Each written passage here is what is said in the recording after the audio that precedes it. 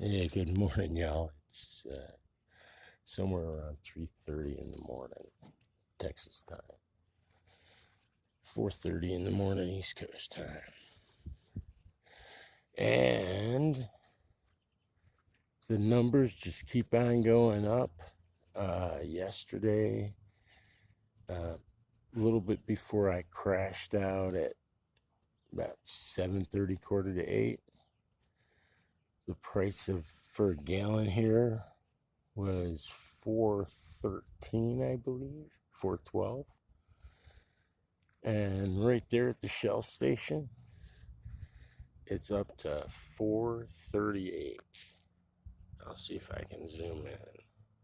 Now you can't really see it. But yeah, right there it says 4.38. So hang on. I wonder if I can do this. I'm going to try this one more time. Is it going to let me? Apparently not. There, let's go.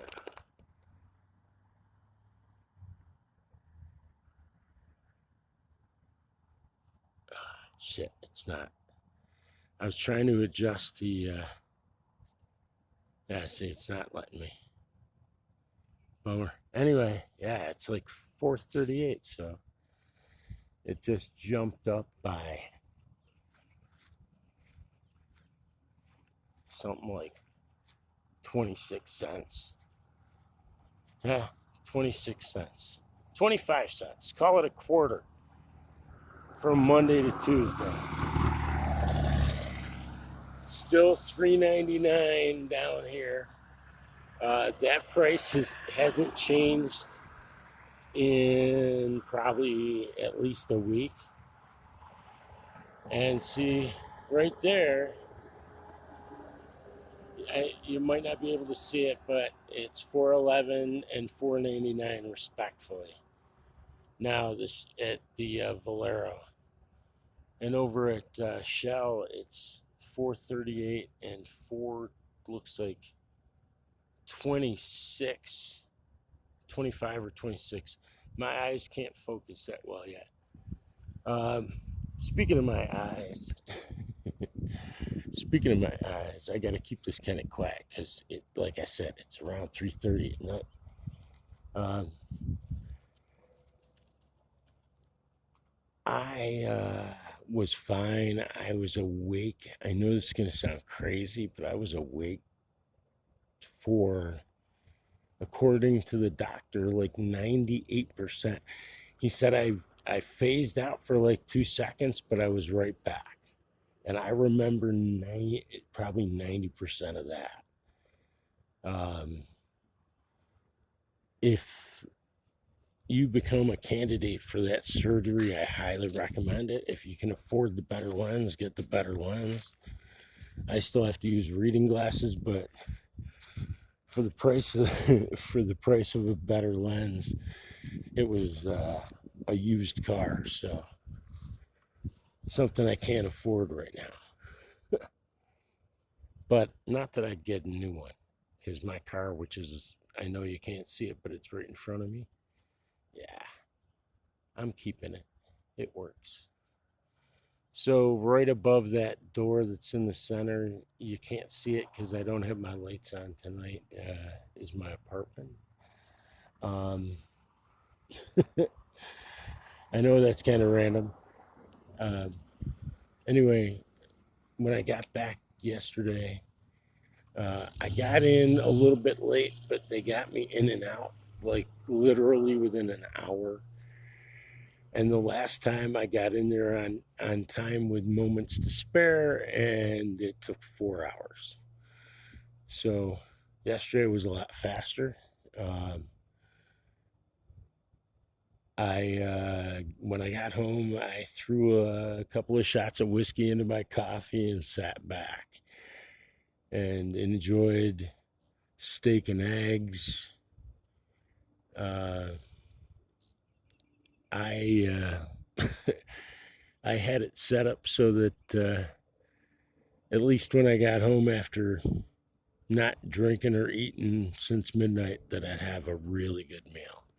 And that's what I did. And then later in the day, I baked myself a nice little pastry and treated myself there with pastry and warm pastry and chocolate ice cream. And as a result of that carb load and beers after like 3, uh, I was asleep by about 8. And the thing is, the reason why I kept drinking was because I don't like pills. And this surgery, the one downside to this surgery is if personally, the way, in my opinion, the way it feels to me or felt to me, it felt like somebody had punched me in the eye like really hard. And the thing is, there's really no pressure that they put on your eye. It's just that in order for your eye to be stabilized and not move while they're doing the surgery, they have to numb it. So, like, basically, your neural communication to your eyes is offline, essentially, um, which is kind of weird because in both cases, in both surgeries, I distinctively remember them pulling parts out and being able to see it happen. And that's the only weird thing about this. Um, in both cases, the other eye was asleep. Like, I couldn't see out of my right eye while the surgery was happening. And during the last surgery, I couldn't see out of my left eye while it was happening, but I could see him doing the surgery from the eye that was being operated on. And I know that sounds fucking weird, because it is. Probably, and then when you find out that they're actually injecting the lens, which is rolled up in a little capsule, and they're injecting it into your eye via a syringe, I'm like, really? So you waited until after the surgery to tell me this? He said, exactly. But think about that. It unwraps, and you have I guess it's almost a 50-50 shot of having to go back to have that plastic sheathing, which sometimes stiffens up. You have to have it lased off, but that takes like a half a second. So there's that. But yeah, I crashed at like 8, woke up at 2, and was browsing through some old download photos I had. And somehow, I think I've lost a computer or two in the course of time to viruses and whatnot. And I haven't been on Facebook in like 6 years. And one of the photos I found was my niece, who, let's just put it this way, if you were to look at a family member in a big, huge group family, Chelsea would be the one that you might think would be very open-minded and leave it at that. In the photo that I'm talking about, she's got jet black hair, and she's doing this one eye thing that she does, but she's also wearing iridescent blue lipstick. And I was thinking, wow, this this character that I've been working on, Angelina Elvira Stinger Brown. Her real name is Angelina Brown. Anyway, she's raised in a single parent home with a former Navy SEAL as a father. Who's now a recruiter for the Naval Board. And so anyway, she's kind of a badass because he's teaching her all kind of shit. And maybe for whatever reason, she just even as a cheerleader, she happens to prefer the company of her friends, who just happen to be women. And at one point, one of her friends, while at a prom, is being sexually assaulted by her date. And Angelina jumps in and saves her. And then there's a scene of gratitude, and we'll just leave it at that. This is kind of graphic novel type stuff, but my whole point being is it was kind of cool. It was almost like God was saying that this character actually exists in some form in the world.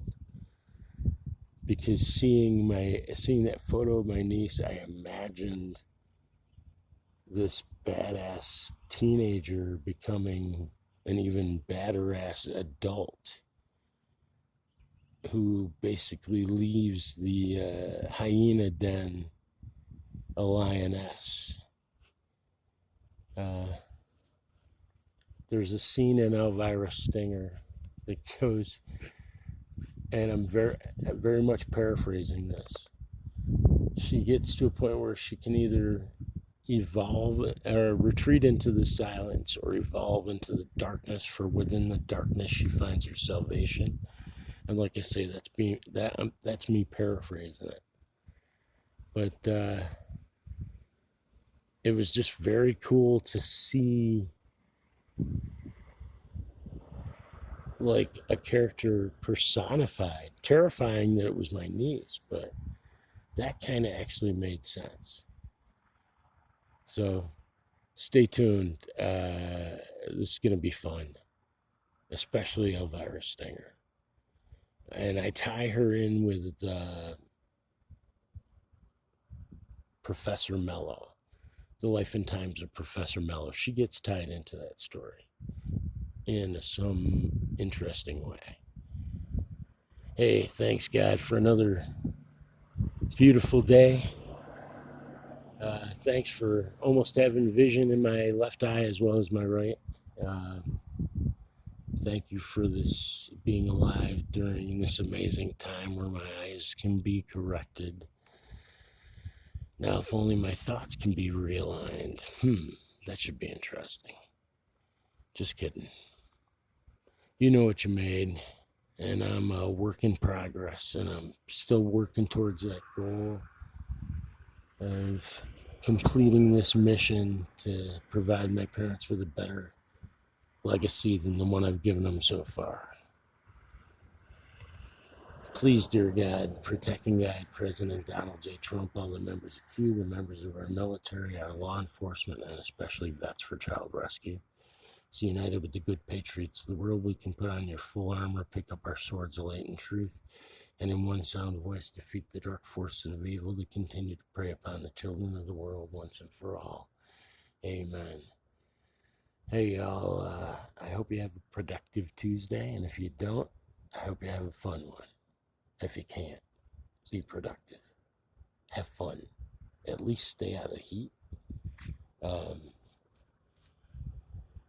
if you're in a blue state, get the fuck out if you still can.